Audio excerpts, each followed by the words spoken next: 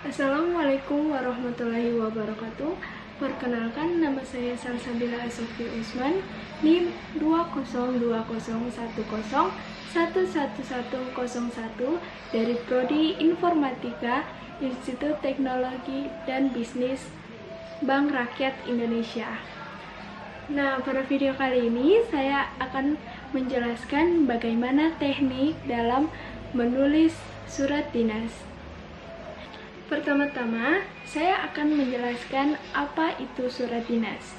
Surat dinas adalah salah satu media komunikasi tertulis yang digunakan untuk menyampaikan suatu informasi tentang kedinasan, dibuat oleh lembaga, pejabat, organisasi, atau instansi pemerintah maupun swasta. Karena surat ini dibuat oleh seseorang yang memiliki kedudukan tinggi di pemerintahan atau perusahaan, maka surat dinas sering juga disebut dengan surat jabatan. Kemudian, jenis-jenis surat dinas. Terdapat 10 macam jenis surat dinas, diantaranya yang pertama, surat pemberitahuan. Ialah jenis surat dinas yang isinya mengenai pemberitahuan yang ditujukan pada semua anggota lingkungan kerja agar mereka mengetahui suatu hal atau informasi terkait apa yang perlu diketahui. Yang kedua, surat kuasa. Surat kuasa adalah surat dinas yang berisi tentang pelimpahan kekuasaan dari pejabat kepada pejabat lain yang dapat dipercaya untuk bertindak mewakili orang yang memberikan kuasa tersebut, karena orang yang memberikan kuasa tidak dapat melakukan sendiri.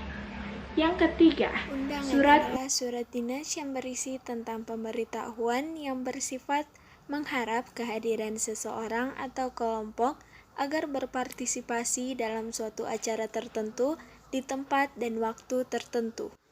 Yang keempat, surat memo atau nota dinas, yaitu jenis surat dinas khusus yang digunakan secara intern dalam suatu lembaga atau instansi yang dilaksanakan oleh pejabat kantor dengan isi yang cenderung singkat.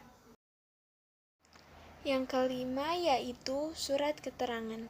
Surat keterangan adalah surat dinas yang digunakan untuk menerangkan tentang aktivitas seseorang atau suatu hal tertentu. Yang keenam ada surat pengantar, yaitu jenis surat dinas yang digunakan untuk mengantarkan sesuatu dengan tujuan agar orang yang menerima mengetahui tujuan sesuatu yang diterimanya. Yang ketujuh ada surat edaran, yaitu surat yang isinya ditujukan sebagai bentuk pemberitahuan tentang suatu yang ditujukan pada beberapa orang atau banyak pihak. Kedelapan, surat instruksi, yaitu surat yang berisi perintah yang dibuat berdasarkan pada peraturan dan kebijakan pimpinan. Yang kesembilan ada surat tugas, yaitu surat dinas yang datang dari pihak yang memiliki posisi lebih tinggi kepada seseorang atau kelompok bawahannya untuk melaksanakan tugas tertentu. Dan yang terakhir yaitu ada surat perintah, adalah jenis surat dinas yang dikeluarkan suatu instansi yang berada pada posisi yang lebih tinggi ke instansi yang lebih rendah agar instansi tersebut dapat melakukan dan tidak melakukan sesuatu sebagaimana yang telah dijelaskan dalam surat tersebut. Selanjutnya saya akan membahas tentang syarat-syarat surat dinas. Yang pertama yaitu format penulisan harus teratur sesuai dengan format surat dinas. Yang kedua, isinya harus langsung pada inti yang akan disampaikan atau dengan kata lain tidak terlalu panjang. Yang ketiga, bahasa yang digunakan yaitu bahasa resmi, sopan, dan mudah dimengerti penerima surat. Dan yang terakhir yaitu harus menggambarkan citra dari lembaga atau instansi yang membuat surat. Kita lanjut ke ciri-ciri surat dinas. Yang pertama, ada kop surat dan nama lembaga dan instansi. Yang kedua, ada nomor surat dan juga lampiran. Yang ketiga, ada salam pembuka dan salam penutup. Yang keempat, menggunakan bahasa yang resmi. Dan yang kelima, ada stempel lembaga atau instansi pada surat. Selanjutnya, saya akan menjelaskan bagian-bagian dari surat dinas beserta contohnya. Yang pertama, ada kop surat atau kepala surat. Bagian ini berada paling atas pada surat resmi. Dalam kop surat terdapat logo, nama, dan alamat lembaga atau instansi. Nama tersebut mengacu pada induk organisasi serta pada kop surat terdapat ciri khas organisasi tersebut. Yang kedua, ada tanggal surat. Pada bagian tanggal surat terdiri atas nama, tempat, dan tanggal di mana surat tersebut dibuat. Yang ketiga, ada nomor. Pada bagian nomor terdiri atas kode, nomor surat yang dikeluarkan, identitas lembaga atau instansi, serta tahun pembuatan surat. Yang keempat, ada lampiran. Lampiran adalah lembaran tambahan yang akan disampaikan, dapat berupa lembaran kertas atau dokumen lain. Apabila tidak ada, biasanya diisi tanda strip. Yang kelima, ada perihal dan hal. Bagian ini berisi tentang isi pokok surat dinas seperti ditujukan untuk siapa dan untuk apa surat tersebut. Keenam, ada alamat. Ada dua macam penulisan alamat pada surat dinas.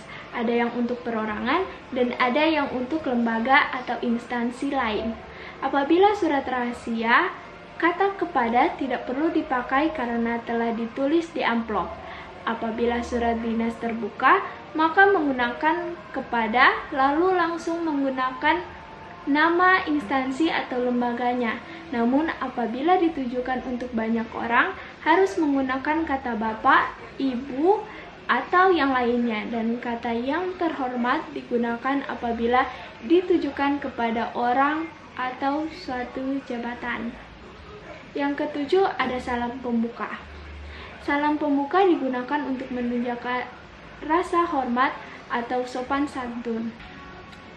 Yang kedelapan, ada isi surat.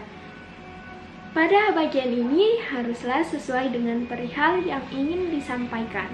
Yang kesembilan, ada salam penutup. Surat penutup digunakan untuk menunjukkan akhir isi surat. Yang ke-10, ada nama. Bagian ini berisi tentang nama lengkap pengirim surat. Yang ke-11, ada tembusan. Tembusan yaitu pihak yang mendapatkan tebusan atau salinan surat.